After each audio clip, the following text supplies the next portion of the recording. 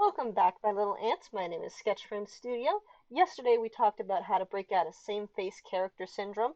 Today we're going to do kind of some warm-ups with the body. We're not going to focus too much on our silhouettes or anything for right now, or how to add like a lot of detail. We're just going to try to match the heads to the bodies.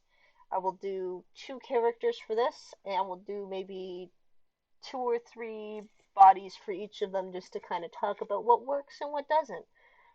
With that, I think what ones we're going to use, or we're going to use this one, and I think this one. Now, what we're going to do for that is we're just going to, if you have Photoshop, use your lasso tool, right-click copy, hide your file. Sorry if there's noise. I'm going to take those.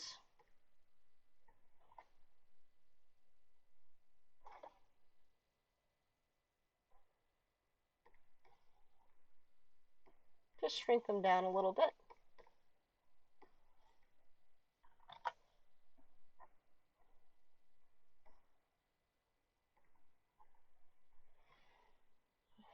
Now, when it comes to creating body designs for this, you're going to take that square you used yesterday and you're going to elongate it. And just like before, what we're going to do is we are going to create blobs of shape using our brush or highlighters. But this time what you want to do is focus on the torso and the legs. I do a 3/4 slightly expanded pose. You'll see what I mean in a second.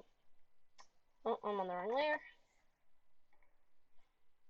So we start with the chest and the hips, and we're still just roughing things in. We're not actually looking for anything specific. I get bird vibes from the character up top, so I'm getting an indication loosely of the legs. And then you do the arms. And then what you want to do is take whatever head you're using,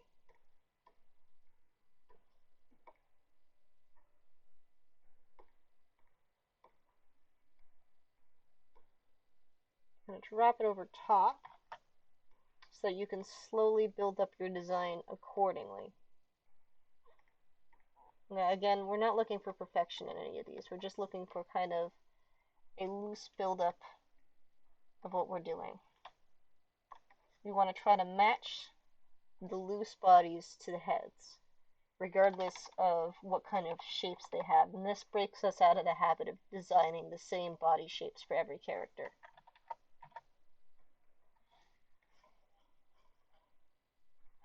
At this stage, we're not looking for we're not looking for things to be atomically correct yet. Even if we were, I do designs for television, well, not for television, but with television in mind, and I create things that are a little bit more simplified.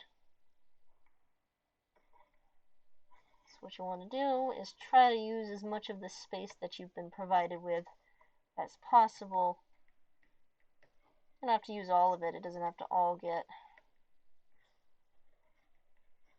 used to whatever degree, but you want to kind of create some kind of sense of uniformity based on the looseness.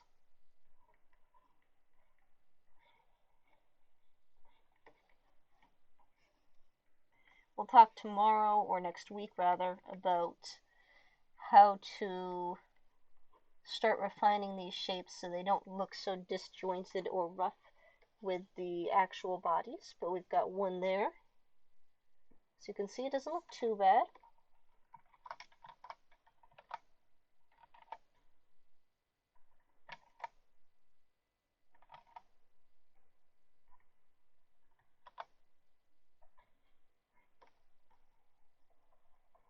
Just going to pull that to the side so you can see it. We're going to do the same thing again. We start with a loose set of shapes. We just kind of thumb them in.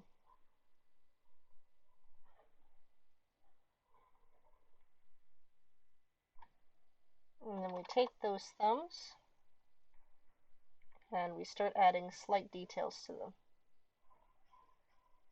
The idea is, again, to break you out of the habit of drawing the same type of characters every single time.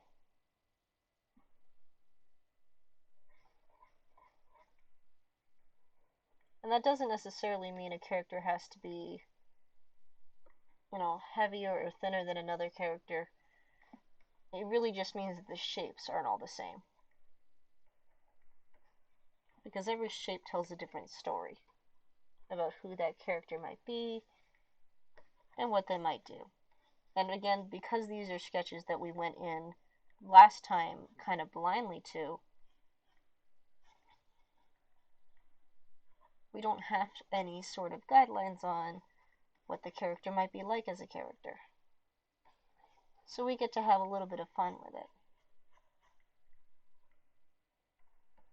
As you can see, this one's a bit messy, so I'm going to do what I did last time, and I'm going to lightly erase some of these lines so that I can clear them up. It's important that you can still see that base shape underneath in case you want to change things. But we're not looking for refinement, I just want you guys to be able to see kind of what's going on with the shape choices I have. I see I expanded too much. I think I might shrink that hand just a little bit.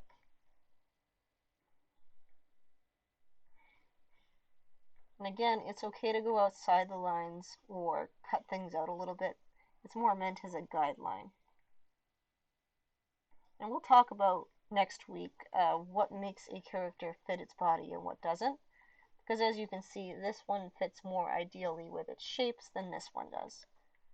But these are just warm-ups, and we'll talk about how to adjust and fix for those type of errors next week.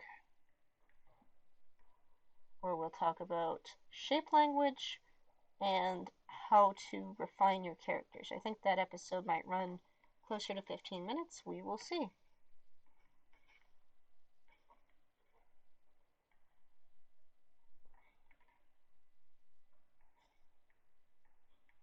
I'm going to keep that sort of unintentional feather design going there.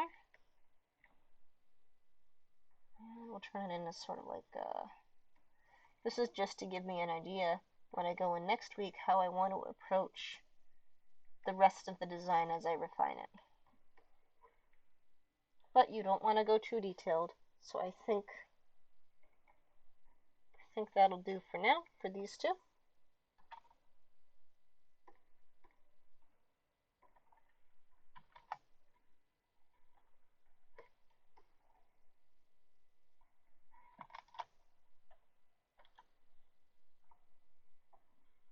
And we'll move on to the little girl now. So I'm just going to shrink these two bodies down and kind of combine them so they're off to the side and not kind of causing issues. Now I get Girl Scout vibes from her, so I'm going to try to keep her. I'm going to do one really large design or tall design and one kind of more small youthful design.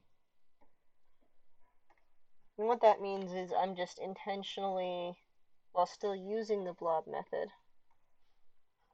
creating a larger or smaller set of blobs. So we'll start with that.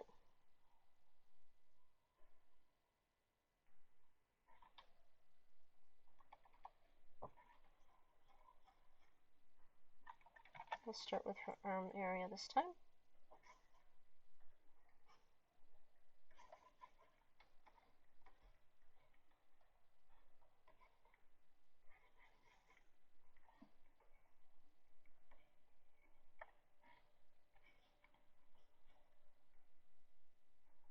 And she sort of turned into this almost space feeling type character.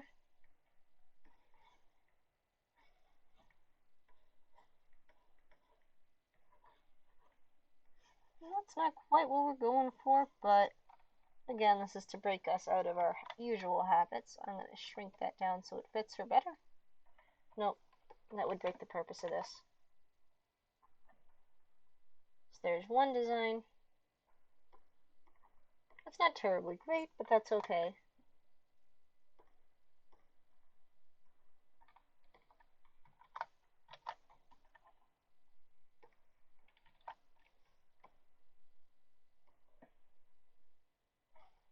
her over there, and we'll do the next one.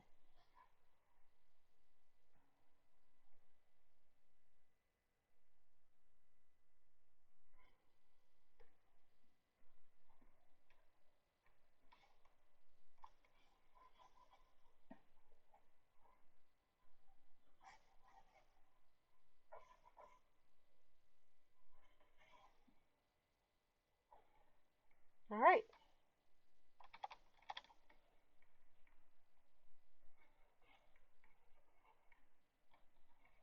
And again, they're not always going to match what you think they are, but that's okay. These are meant to be just kind of rough ideas. We'll talk about refining next week and how to kind of create appropriate outfits for your characters. Will come the following week. We just want to focus on shape language for right now and what we can convey in the most basic of terms.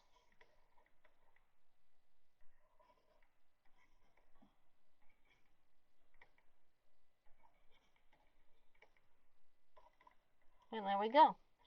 So that just kind of helps us break out of our usual default character body shapes and helps us kind of understand what direction we want to move from with the design in the following steps. So thank you for kind of sticking with me for creator characters. This has been how to design character bodies in warm-up format, and I hope to see you guys next week where we talk about refining things.